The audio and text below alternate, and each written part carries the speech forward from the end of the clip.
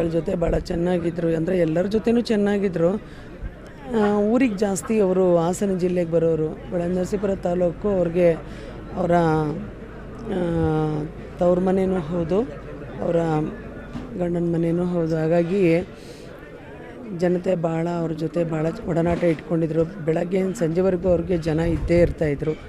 ಆ ಮಧ್ಯದಲ್ಲೂ ಕೂಡ ಬೆಳಗ್ಗೆ ಹೊತ್ತು ದೇವ್ರ ಪೂಜೆ, ಅವ್ರ ಧ್ಯಾನ ಎಲ್ಲ ಮುಗಿಸ್ಕೊಂಡು ಅದರ ಮಧ್ಯದಲ್ಲೂ ಕೂಡ ಅತಿಥಿ ದೇವೋ ಭವ ಅನ್ನೋ ಹಾಗೆ ಅವ್ರು ಯಾರಾದರೂ ಬಂದರೆ ಹಾಸನ ಜಿಲ್ಲೆ ಅಂತಲ್ಲ, ಕರ್ನಾಟಕದ ಯಾರೇ ಅಥವಾ ಸೆಂಟ್ರಲ್ ಡೆಲ್ಲಿಯಿಂದ ಯಾರೇ ಬಂದರೂ ಕೂಡ ಅವ್ರಿಗೆ ವಿಶೇಷವಾಗಿ ಏನಾದರೂ ಒಂದು ಸ್ವಲ್ಪ ಅಡುಗೆ ತಿಂಡಿ ಮಾಡಿಸಿ ಊಟಕ್ಕೆ ಬಡಿಸೋರು.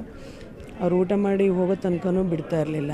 ತುಂಬ ಟೈಮ್ ಅವ್ರಿಗೆ ಯಾವಾಗ ಮನೆಗೆ ಹೋದ್ರೂ, ನೀನು ಊಟ ಮಾಡ್ದ, ನೀವು ತಿಂಡಿ ತಿಂದ್ರ, ನೀನು ಊಟ ಮಾಡು, ನೀನು ತಿಂಡಿ ತಿನ್ನು, ನಾನು ಊಟ ಮಾಡಿ ಬಂದಿದ್ದೀನಿ ಕಣ್ರೆ, ಮತ್ತು ಯಾಕಲ್ಲಿ ಇಲ್ಲೇ ಮಾಡು, ಆ ಥರ ಭಾಳ ಯಾವಾಗಲೂ ತುಂಬ ಪ್ರೀತಿ ತೋರ್ತಾಯಿದ್ರು.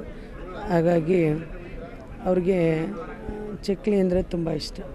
ಹಾಗಾಗಿ ನಾನು ಆವಾಗವಾಗ ಸ್ವಲ್ಪ ಅವರ ಚಿಕ್ಕ ಮಗಳೂ ಅವಾಗವಾಗ ಚಕ್ಲಿ ಮಾಡೋರು. ನಾನು ಸ್ವಲ್ಪ ಅವಾಗವಾಗ ಚಕ್ಲಿ ಮಾಡ್ಕೊಂಡು ಹೋಗ್ತಾಯಿದ್ದೆ. ಇವಾಗ ಒಂದು 15 ದಿವಸ ಆಗಿರಬೇಕು, ನಮ್ಮಲ್ಲಿ ಒಂದು ತೆಂಗುಳಲು ಅಂತೀವಲ್ಲ, ಅದನ್ನು ಮಾಡ್ಕೊಂಡು ಹೋಗಿದ್ದೆ. ಬೆಣ್ಣೆ ಹಾಕಿ ಅದನ್ನು ಮಾಡ್ಕೊಂಡು ಹೋಗಿದ್ದೆ. ಇಷ್ಟಪಟ್ಟು 3 ತೆಂಗುಳನ್ನು ಇಸ್ಕೊಂಡು ತಿಂದಿದ್ರು. ಹಾಗಾಗಿ ನಮಗೆ ಅವ್ರಿಗೆ ಏನು ಇಷ್ಟ ಅದೆಲ್ಲ ನಮಗೆ ಗೊತ್ತಿತ್ತು. ಏನು ಇಷ್ಟಪಡ್ತಾರೆ ಆಹಾರನ, ಅವರು ಫುಡ್ನ ಅಂತೆಲ್ಲ ನಾವು ಇದು ಮಾಡಿ ಅವ್ರಿಗೇನಾದರೂ ಮಾಡ್ಕೊಂಡೋದ್ರೆ ಖುಷಿಯಿಂದ ತಿನ್ನೋರು. ನೀನು ಮಾಡಿದ್ದ ಅಂತ ಕೇಳಿ ಹಾಕಿಸ್ಕೊಂಡು ಊಟ ಮಾಡೋರು.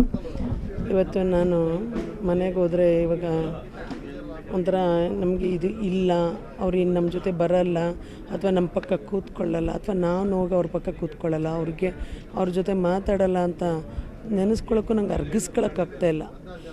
ಈಗ ಅವಾಗಲೇ ಒಂದು 4 ದಿವಸದಲ್ಲಿ ಜೊತೆಲಿದ್ವಿ. 3 ದಿವಸದಲ್ಲಿ ಅವ್ರು ಇಲ್ಲ ಅನ್ನೋದು ವಾರ್ತೆ. ಅದ್ರ ಜೊತೆಗೆ ಇವಾಗ 2 ದಿವಸದಿಂದ ಇದೇ ಇದರಲ್ಲಿ ಇವತ್ತು ಅವ್ರನ್ನ ಕೂಡ ನಾವು ಅಂತ್ಯ ಸಂಸ್ಕಾರ ಮಾಡಿ ಬರೀ ಕೈನಲ್ಲಿ ಹೋಗ್ತಾಯಿದ್ದೀವಿ. ನಮಗಂತೂ ಕೈ ಖಾಲಿ, ಹೃದಯನೂ ಖಾಲಿ, ಮನಸ್ಸು ಖಾಲಿ, ಮನೆಯೂ ಖಾಲಿ.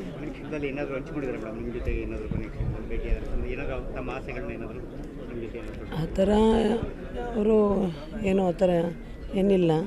ಅವರು ಹೋದಾಗೆಲ್ಲ ಸ್ವಲ್ಪ ನಾನು ಅಂತಲ್ಲ, ಯಾರ ಜೊತೆ ಹೋದ್ರೂ ಮನೆಗೆ ನಮ್ಮ ಕುಟುಂಬಸ್ಥರು ಯಾರೇ ಹೋದ್ರು ಖುಷಿಯಾಗಿ ಸ್ವಲ್ಪ ಇರಲಿಕ್ಕೆ ಬಯಸೋರು.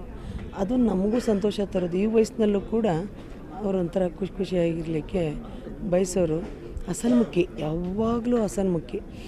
ಅವ್ರು ಯಾವಾಗಲೂ ಒಂದು ಮುಖ ಸಿಟ್ಟು ಮಾಡ್ಕೊಳ್ಳೋದಾಗಲಿ ಇದು ಮಾಡೋದು ನಾವು ಇದುವರೆಗೂ ನೋಡೇ ಇಲ್ಲ. ನನ್ನ ಮದುವೆಯಾಗಿ 41 ವರ್ಷ ಆಯಿತು, ನಾವು ಇವತ್ತುವರೆಗೆ ನೋಡಿಲ್ಲ. ಬೆಳಗ್ಗೆ ಎದ್ದರೆ ಪೂಜೆ, ಅಂದರೆ ನಮ್ಮ ಅತ್ತೆಗೆ ಮನೆಯಲ್ಲೇ ವಾಕ್ ಮಾಡೋ ಅಂಥದ್ದು ಒಂದು ಅಭ್ಯಾಸ ಕೂಡ ಇತ್ತು. ಬೆಳಗ್ಗೆ ಎದ್ದು ಬೆಳಗ್ಗೆ 1-2 ಗ್ಲಾಸ್ ನೀರು ಕುಡಿದು, ಬೆಚ್ಚನೆ ನೀರು ಕುಡಿದು ಮನೆಯಲ್ಲೇ ವಾಕ್ ಮಾಡಿ, ಅವ್ರಿಗೆ ತುಂಬ ಇಷ್ಟ ಸೌತೆಕಾಯಿ, 2 ಪೀಸ್ ಸೌತೆಕಾಯಿ ತಿಂದು ಸೌತೆ ಪೀಸ್ ತಿಂದು ಆಮೇಲೆ ಸ್ನಾನಕ್ಕೆ ಹೋಗಿ, ಸ್ನಾನದಿಂದ ಬಂದು ಪೂಜೆಗೆ ಕೂತ್ರೆ 3 ಗಂಟೆ ಕಾಲ ದೇವ್ರ ಮನೆ ಬಿಟ್ಟು ಈ ಕಡೆ ಬರ್ತಾ ಇರಲಿಲ್ಲ. ನಾವೆಲ್ಲ ಅಮ್ಮಂದಾಯ್ತಾ ಪೂಜೆ